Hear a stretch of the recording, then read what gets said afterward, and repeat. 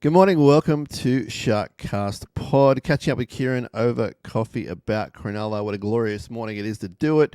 We are the Kings of the South once again, 9 in a row against that dastardly, demonic club known as the St. George Illawarra Dragons.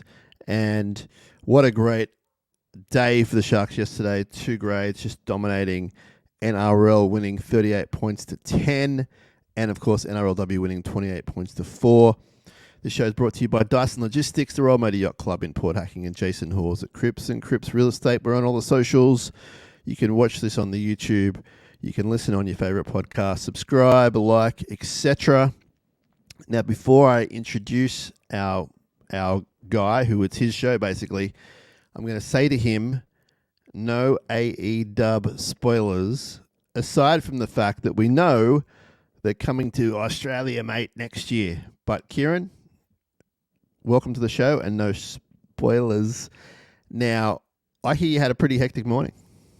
Yeah, so I trained down at Caringbah at a gym called Reborn down there, and Mondays is conditioning day, Mm-hmm. and I am well and truly conditioned after that. I still am not the same person since I've woken up because that absolutely took it out of me today. All right, well, hopefully you can hang around for half an hour, 45 minutes, because we're up nice and early doing this for all of our listeners and for ourselves, because we want to gloat about being the Kings of the South. We'll start with NRL. What a fantastic win, 38 points to 10. I don't think we saw this coming given the team lineup, and I'll just run through a few of the things that happened. We had Sam Stonestreet and Mawini Hiroti on the wings, Dan Atkinson and Trindle in the halves. And our bench was Jack Williams, Royce Hunt, Hamlin Welly, and Tom Haslam, which is actually pretty good. But essentially, no Nicho Hynes and no starting wingers to win by such a convincing margin. Do it in the manner they did, Kieran. Everything on the line for both teams. Just a fantastic effort all around. Yeah, I was a bit surprised by it because I really thought the Dragons were going to turn up. I thought Flanagan would have them breathing fire, so to speak. But the Sharks just looked in control the whole game, and you were never really worried by anything. And the scoreline kind of kicked on at the end, but it was just one of those games where they were in control. And going into a game like that, when you've beaten the team 8 times in a row, I get a little bit nervous and start thinking, well, you're not going to keep winning against this team forever. But hey, 9 in a row now, without Sifa, both the wingers and Nico, that's a huge chunk of our salary cap and 4 players that walk into our 17. So they all should be back pretty soon. It's getting exciting. They're starting to play a little bit differently depending on the teams that we're playing. It's looking like they've actually got a plan at the moment, which is quite nice to see. Yeah, left out Talakai obviously as well. Sorry about that. He'll be back bigger and better soon. Just looking at some of the stats, I mean, we completed at 79%, so not too bad there. Obviously, you want it higher, but you'd probably any lower, you'd be alarm bells, but that was pretty good, not 79%. Double the line breaks. We ran for 500 more meters. We missed maybe 5 tackles less, and on the we lost the penalty count 9-6 as well. 1 restart each. So, I mean, stat-wise, probably not as glaring as what the game looked like to the naked eye. We saw some amazing stats from the players and achievements.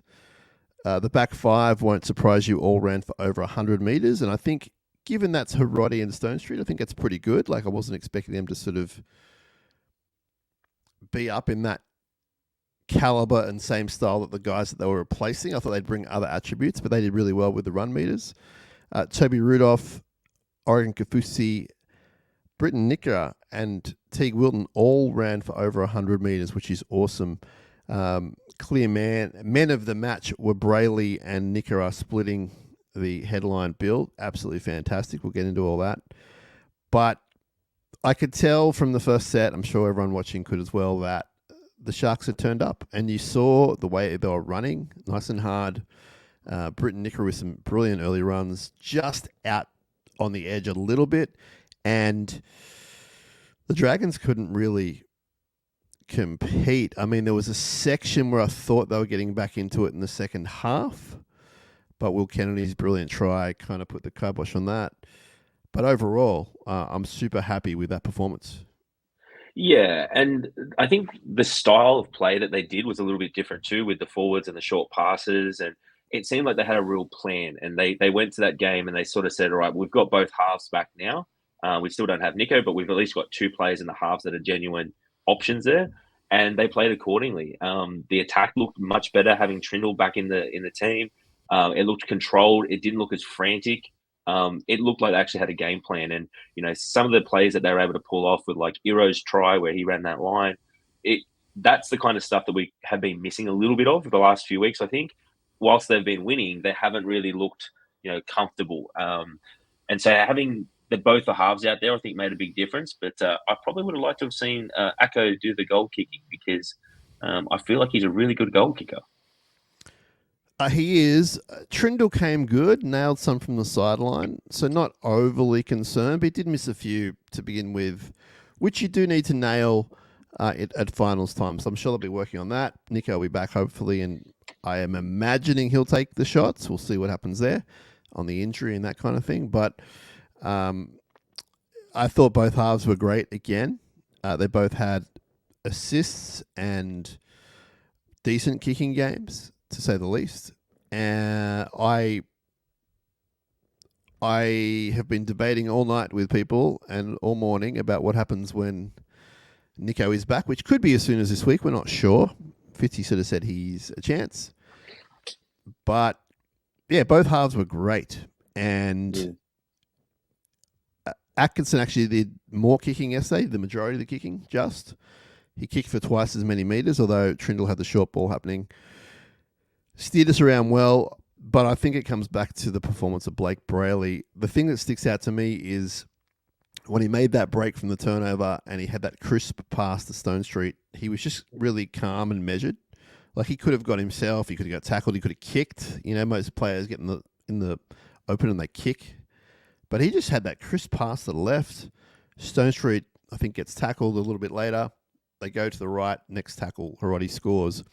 We've seen him do it a few times under Fitzgibbon where that happens.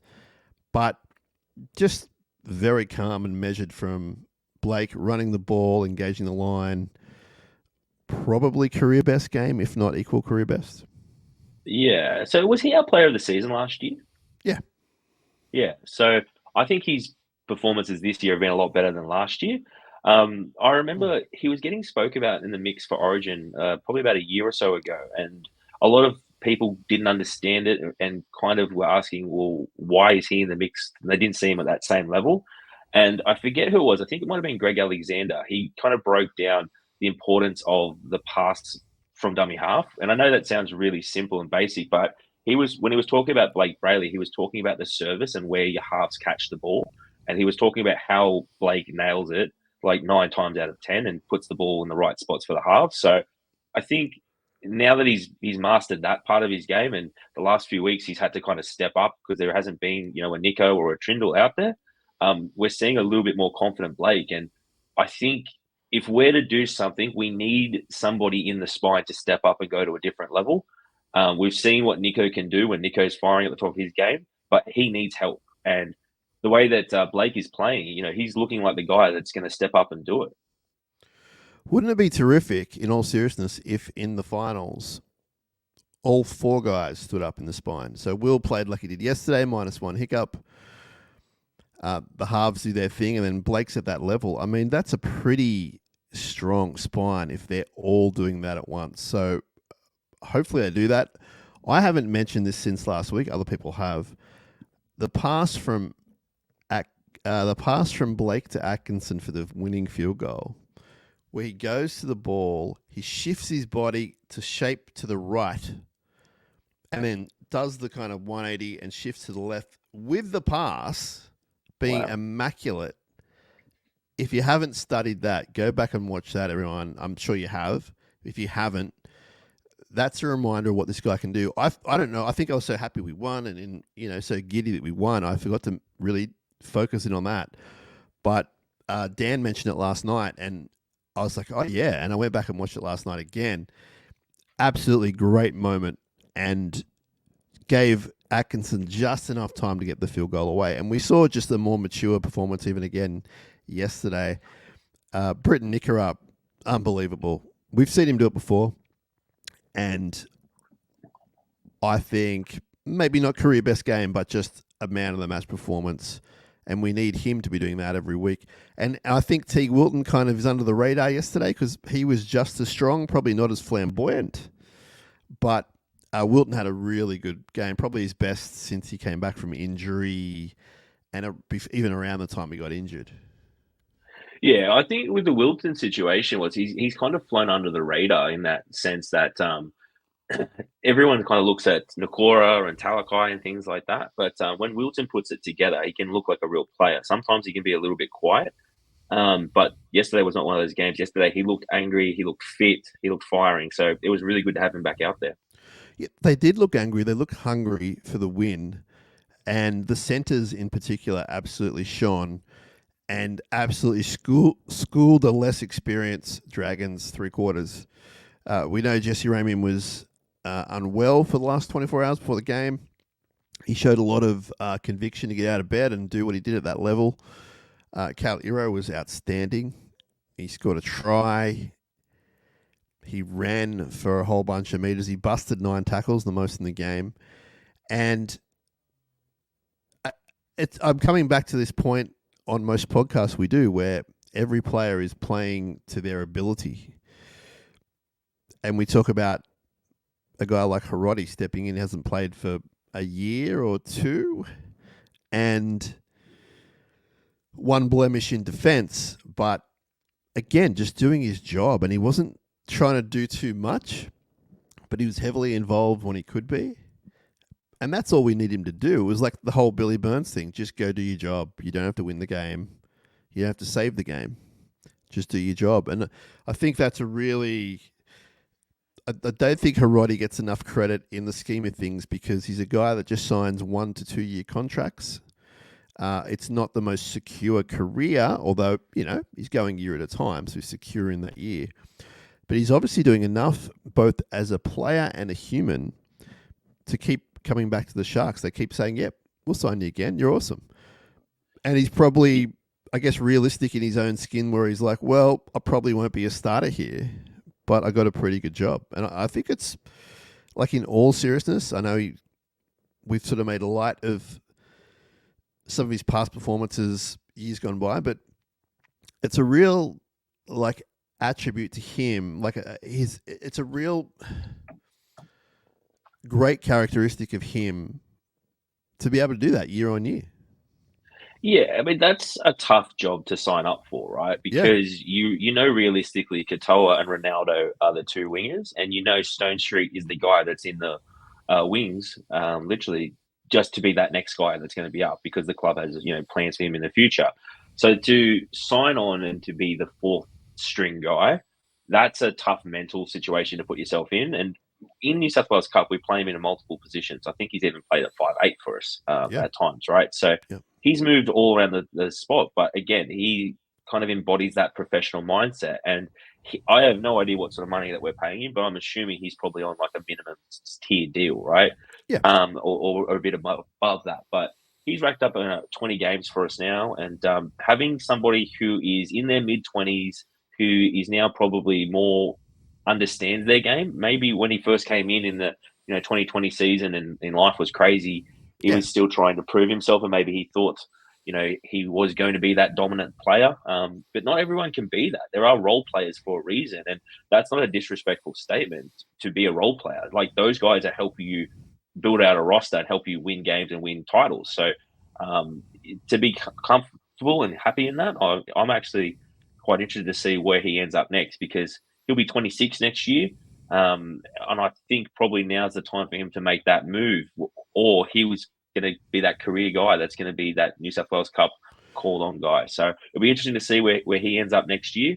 Maybe he goes to Super League and tries to make a name for himself over there, or maybe he stays around. Yeah, I think if he was to play regular first grade, Super League would be calling. I think he'd get a gig there doing it week on week. In the NRL, I think he could do it at some clubs, but it's that age-old question. Do you want to go do that and get 30 put on you every week? Or do you want to beat a winning club where it's happy, your job is secure year on year at least, and you know that you're going to get a shot between one and maybe 5 games a year. So yeah, if he was to keep doing this until he was 32 or whatever, at this point in time, I'd be like, yeah, let's bring it on. I think he might look for a change at some point, but yeah, I just wanted to point that out because sometimes you see players' names, you go, oh, okay, well, yeah, he's not a Ronaldo, but yesterday again, he got beaten 1-on-1. It happens. The guy was too quick for him. Oh well, we still won by 28 points. So shout out to him. Sam Stonestreet, 2 tries, probably should have been 4.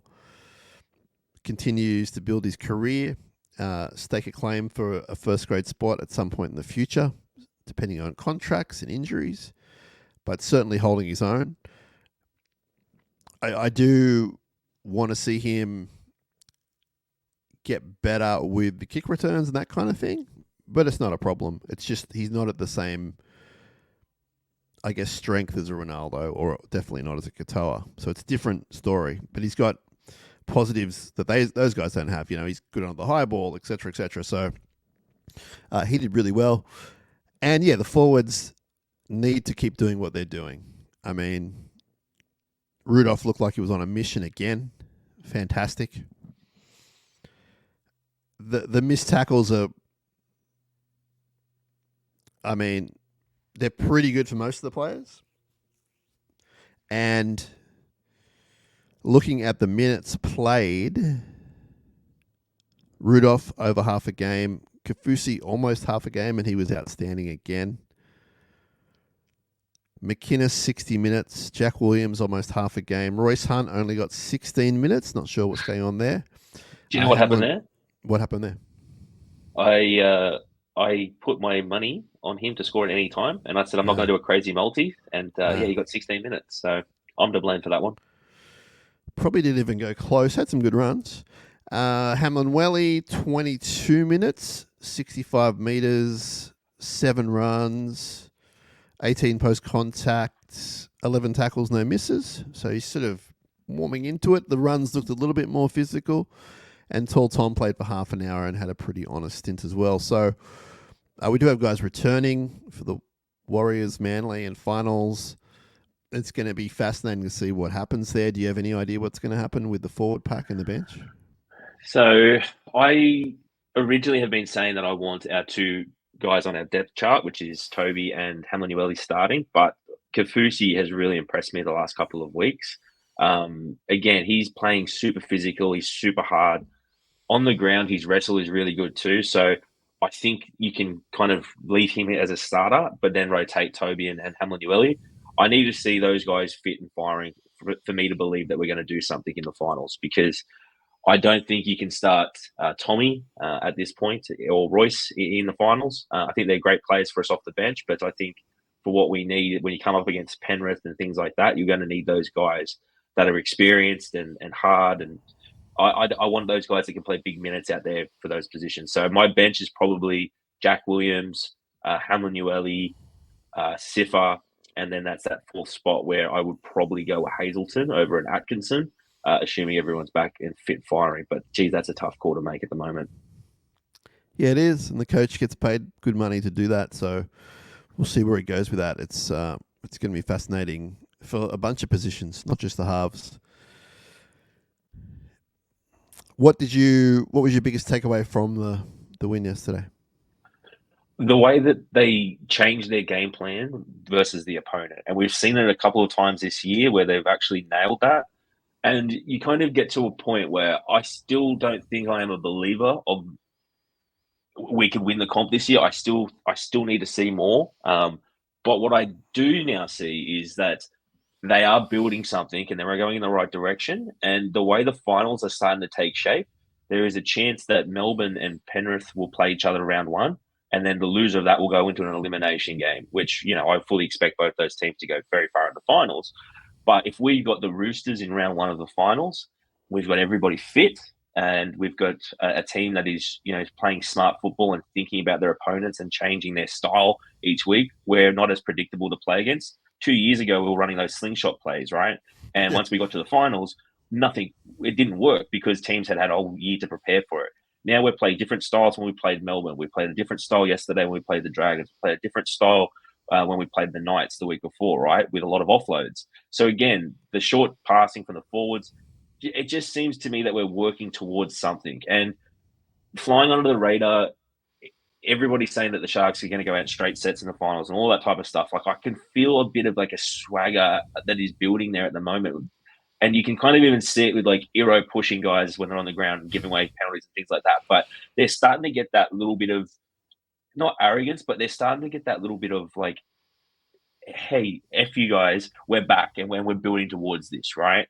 And getting Siffer back, getting Ronnie back, getting Katoa back, getting Nico back, you're going to be pushing out 4 guys that just did a really good job on the weekend, right? So again, it's elevating the level of performance across the board. And I think for us, getting everybody fit and on the field and minutes in their legs, if we're playing the Roosters in round 1 of the finals and we can get a week off, that the whole season's completely changed. My whole outlook has completely changed on the season. So again, fingers crossed we get the Roosters. But hey, the Roosters are not an easy beat. I'm just saying I would rather play the Roosters versus Melbourne or Penrith because those two teams are just dynamite. The positives in getting the Roosters is it'll be in Sydney. Yeah. And if they're second, it'll be at Allianz. If we're second, it could be anywhere, literally. Who knows? But the negative is they're really good. Like, they can score 48 points, but they can also let in 20 or 24 points.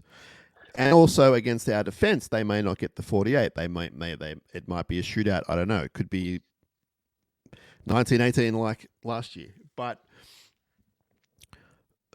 the playing in Penrith or playing Penrith, you want to avoid them when you can. So yeah, if you have to play them in the GF, well, you're happy to be in a GF, right? But Melbourne, that was kind of my preference for a lot of reasons. But I mean, they're not going to lose that game. I mean, they could, and we could beat them. We've done it before, but it's us playing at 99% of our potential, which doesn't happen a lot. So the option now to play in Sydney, I think, is a massive bonus for the crowd swell. And I think, playing the Roosters, they'll be pretty amped. They'll be pretty heavy favourites. And that's how we like to play. We like to be the underdogs. And, people are still talking about the Bulldogs getting into a top 4 spot. And I don't know how that's going to happen now, given that you think Penrith will win the last 2. Yeah. So it's up to us to keep winning to stay where we are. But it's fascinating. The whole thing is fascinating. And don't get me wrong, playing the Roosters... Yeah, they're hard. It's hard, but we're at the finals point now. Now we need to get that thing that Bowling's talking about all the time, like we don't care who we're playing. We're going to beat you. We'll beat you wherever. We need to have that attitude. And I feel we need to have the KL Hero. Yeah, and I feel like kind of just that agitation in the squad, all the noise around the finals. I feel like that narrative kind of goes well with the Roosters, just because, again, it's in Sydney, like we'll have a lot of fans there. It's not going down to Melbourne or Penrith where, we might have a bit of self-doubt. I think we would really walk into that game thinking we can do this. And also, given that last year those guys ended our season and Fitz's history with the Roosters and all that type of stuff, I could see us doing a shock the world moment and beating the Roosters to get that week off. What happens after that, I've got no idea. But, in my perfect world where, I'm sitting up at night dreaming of things of what I would love to happen, I'd love to see that. But again, the Roosters are a ridiculously good side as well. So, again, I've been saying that I think there's 2 top teams, and I think the top 2 teams are the Panthers and the Storm. Then I think there's a tier below it where the Roosters sit, and I think we sit in that tier as well now. And then I think there's another tier with the Bulldogs and all that type of stuff. And you kind of saw that yesterday when we played the Dragons, who are in the top 8, fighting for their season to secure it in the local derby, at home, Flano against his old club, right? And we looked at a different level to the Dragons, and we still had players out. And if you go and read the Dragons forums and comments and all that type of stuff, they're all saying that that Sharks team looked like they were playing a different game to us because they were more physical, they were faster, they were fitter, they were stronger. And I think that's the difference between the bottom 4 teams in the top 8 and the top 4 teams. And then it'll be on us to see what we can do. My only concern is, are we getting players back too late to build that consistency and that momentum? Because I think that's going to be tough. Interesting. If we win week 1, does that mean we get the inverted commas home prelim or not? Yeah, and that would be at Allianz. Okay. Well, that's good. Because I'm saying that would be at Allianz just based on when we were in 2022 and we lost the first week, but then we got the home game for the next week against South, and that was at Allianz. So I'm basing that off that. Yeah. Okay. Very good stuff. NRLW absolutely killing it. 5-0. They won 28-4. They did it pretty easily. The Dragons team is not great in NRLW. They're still growing their brand. At the moment, I mean, the stats could change, but at the moment we have 6 missed tackles to their 34. So great defensive effort. Wow. We completed at 89%. This could change, but it won't change too much. 11 line breaks to 1. So it was obviously very dominant. Preston missed a bunch of goals. She got some in the end, but probably 3 or 4 she missed, I think, from memory. So the scoreline could have been a lot better. And just a really, really dominant performance again. Tonagato was unbelievable. They just couldn't stop her. I think they could read her, but they just couldn't stop her. And she was feeding some great balls to Penatani. Actually, the back 5 were awesome. And Staples, who's not a traditional fullback, is making it her own. We saw Davis Welsh play on the wing with some injuries. She ran for 130 metres, scored a try. Penatani got 2 tries, 160 metres. Biddle ran for 200 metres, try assist, line break assist. And Georgia Ravix had a double as well. So very, very good performance. They're really mixing it up. It's not one dominant player, although Tonagato was outstanding with 3 try assists. The whole team were really strong. Quincy Dodd's still going great. We saw Byers come in for Tale Holmes, and she had a strong game. Usually she's a benchy. She came into play on the left edge. And really, I think they're in the finals. I think I'm just going to say it. Things could happen, but they're 5-0. Tough game against the Gold Coast coming up this week. But Kieran, a team that you can be very proud of. Yeah, Emma looked like Andrew Johns out there. I watched the second half, and she was just carving people up. And that try she got pulled back with like the 40-meter break. My daughter was watching it, and she couldn't believe she was watching a Sharkies girl, go on such a big run and score a try. She didn't realize the try got taken off her. Yeah. But just to see my daughter's reaction to like a line break like that, it was really cool to see. So I watched a fair bit of that game. So Wheeler, I think, is my favorite player, the front rower. I just it's always in a kerfuffle or something like that. It just does like a lot of the tough, hard stuff. Yep. So yeah, it was a good game, good win. Yeah, and it just capped off the NRL performance with a just as good performance. I think the NRL Dragons are slightly better than NRLW Dragons at the moment. That could change either way, but just a dominant performance. I don't know what the crowd was in the end for that game. I know some people hung around initially. I'm not sure how long they did, but I'm sure as many Sharks fans could stick around as long as they could. But yeah, just outstanding. It puts the icing on a really good season for the club in general. Long way to go, like 2 regular season games, hopefully 3 successful finals games. But we are nearing the end. That's 5-6 weeks away from the end. And the women's team, I've got every reason to believe they're going to be there. I'm sort of waiting for the wheels to fall off. But then last night they were just unbelievable. Yeah. And I don't think the wheels are going to fall off. I think they're a really well-balanced team, really well-coached team by Tony Herman. And we'll see what happens against the Titans. Titans are pretty good and got some pretty good players. So it's going to be a tasty clash next week.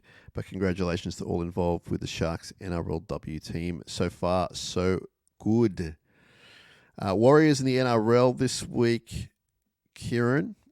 they were pretty bad against the Doggies last week. Not diabolical, but pretty bad given the event that was Sean's last home game. They called the stadium after him for 1 week. They ran out with the kids and he cried and all that kind of thing. And he had an okay game. Like, he was up for a bit. He looked like the old Sean for a bit. But as a team, they just did not gel together. They actually didn't play very well at all. The Dogs were solid. They weren't phenomenal, but they did enough to get the win. And I have no fear this week going in to play them. The only fear I have is us being consistent. I'm not at all worried about what they do. Sean can chip and chase. He can do whatever he wants. I just think we're going to be too strong this week. And I think we're going to, put the end to a great career, but a forgettable season for Shawnee.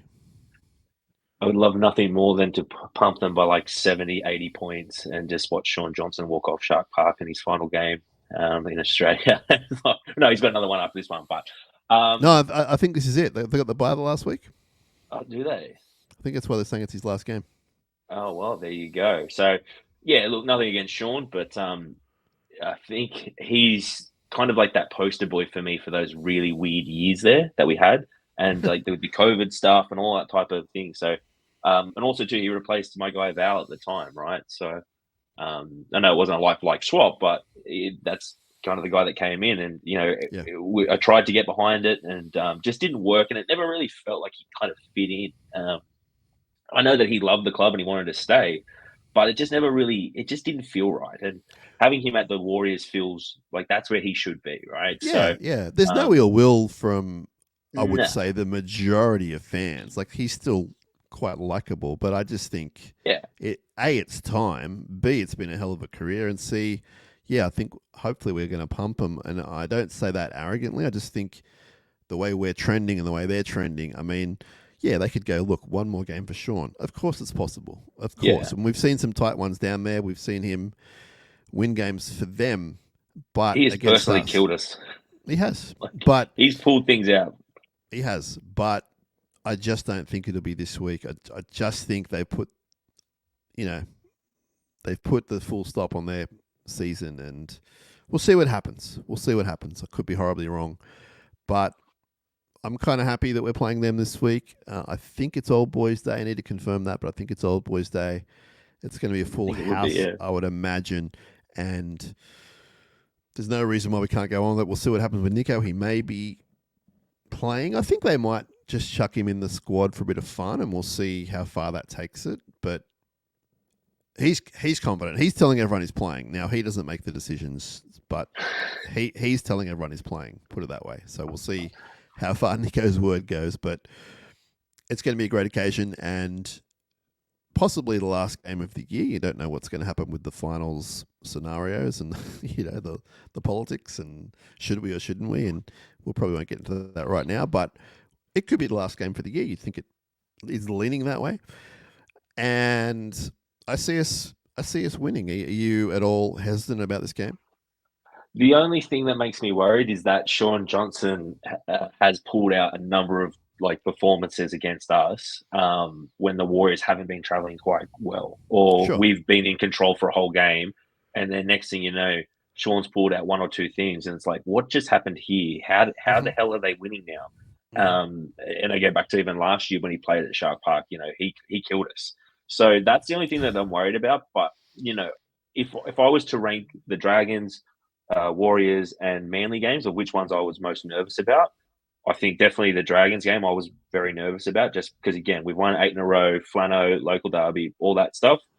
The Manly game at Brookvale, Manly can score points. You never know which Manly team is going to turn up, but when they turn up, they're really good. I'd say the Warriors was probably down the bottom, but I feel like all this expectation now that I'm putting on this and thinking that we're going to win, I've been in this situation before, so hopefully, there's no guarantees. We're good. Yeah, there's no guarantees. There's not. I'm just basing it on performances this year, and the Warriors really have not had too many standout performances.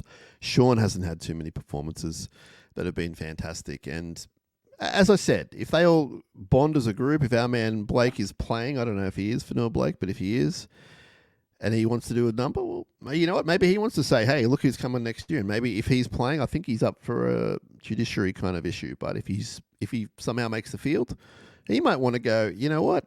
I'll see you next year, boys. This is what we're going to get.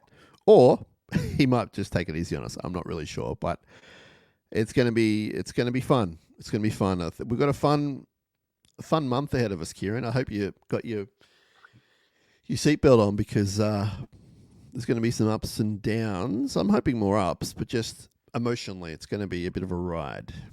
Yeah, and I keep going back to, all right, where are we sitting right now on the ladder? And so the Sharks are sitting in third position right now, and we haven't really seen them kick into gear. There's been some signs over the last few weeks that they are building towards something, but I think when you look back at this season, we've lost as many games as Penrith has. And I, again, I'll say this again, I rate Penrith very, very highly. I think they're a better team than us at the moment, but I think that gives some perspective for where we currently sit. Because again, we had so many excuses this year to drop the bundle and to fall out of the eight Uh-huh. or to be Uh-huh. fighting in those lower eight positions like we kind of did last year. But they've had a different resiliency this year, that whole next man up, outside of one or two really poor performances. They've put together a good season. And I think Dan was even saying this last night. I think this is a better Sharks team than 2022. And I do tend to agree with that because, again, they've spent time together. Trindle and Nico have spent a lot of time on this combination. So hopefully we can get that on the field and see them playing well. But I feel like right now, getting all these troops back, we don't, touch wood, have any long-term injuries at the moment. You've got to be fit in September to do things. You look at the Panthers; they've lost Cleary. We're getting Nico back, so it's looking like we're building something for the next few weeks. And I've bought my tickets to Brookvale. I'll be at that game. I'll be at the game on this weekend, and I'll definitely be there at the finals too. So looking forward to some fun nights of the footy. Now, you say we haven't clicked in the gear. We've won 4 in a row. 3 of those games have been by 14 points or more in margin. That's crazy. 1, 2, 3, 4 of the 6 we've kept teams to 10 points or less. Some of the games we've scored 58 points, 44 points, 38 points. Now, the only asterisk there is it's West Tigers, Souths, Titans, Newcastle, Dragons.